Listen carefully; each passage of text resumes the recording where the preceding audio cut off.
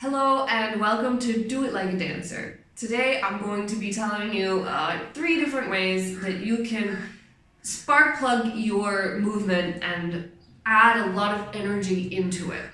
Now, a lot of people, and especially beginning dancers, when they think energy, so they think of throwing movement around and going there and all this big movement and all this kind of stuff. But actually, making your movement look energetic is sometimes a little bit counterintuitive. So the first thing that you need to know is that your lines need to be spot on. When you're moving slowly, you can kind of get away with blurry lines, but when you're moving with a lot of energy, those lines need to be clear. And in fact, it's the clarity of the lines that make you look more energetic. However, when you think of let's say, a line to the side, it's not that your entire line has a lot of tension and your hands are reaching out like this, because that's, even if you're putting a lot of energy into it, it actually doesn't look energetic from the audience perspective. So actually, in order to really add that energy, is you actually need to bring the energy inside, into your core, into your interior joints, like your hips and your shoulders and your core, and you move from there. So what does that mean? Is that basically, if you're really strong and stable inside, then the energy that you can send out can be much more effective. When you're just throwing your movement away, you don't have that center. It's like, if you have a bridge, right, a really strong bridge, it has to be really deeply grounded. Otherwise, it just, collapses. A very energetic movement, it's not that your entire, for example, again, we go back to this line, it's not that your whole arm is super tense, but that your core, your shoulder, that's very tense, but then the actual fingers are just continuing the line all the way out. So it's like, you have all this energy and it pushes out, but it doesn't end up as tense.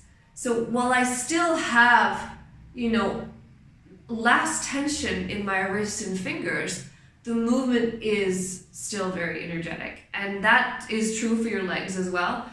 So counterintuitively, the more that you go in, the more that your energy can go out more freely, and that it looks bigger and more energetic when you're moving.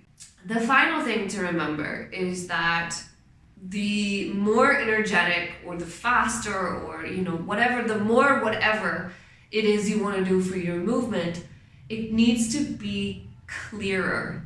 So when you're just kind of moving slowly, again, you can get away with these little blurriness, but the faster, the more energetic, you need to know where your body is at each moment and how it's going there. When I used to dance for a professional company in South Korea, my choreographer used to say that, you need to be able, the audience needs to be able to understand what you're doing.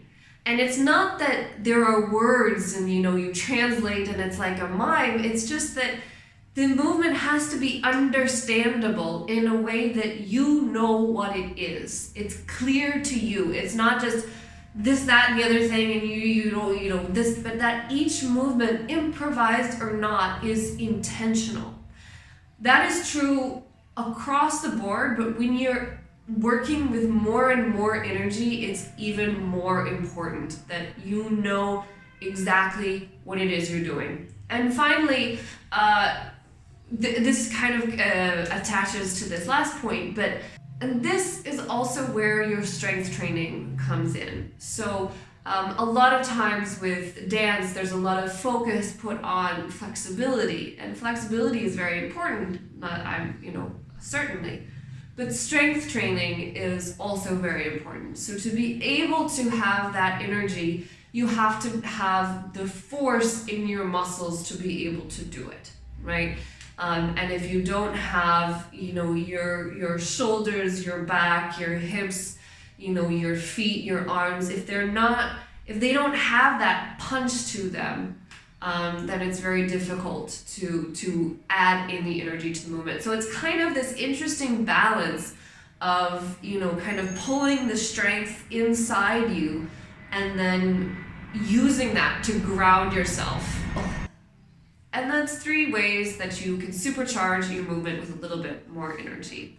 If you like what you see, share it with a friend and do all the YouTube things, you know what they are. If you're interested in a little bit more of the creative process behind not just this work, but my artistic work and my life as a traveler and a global resident, do check out the link and support me on Patreon. There's lots of interesting things that I provide over there.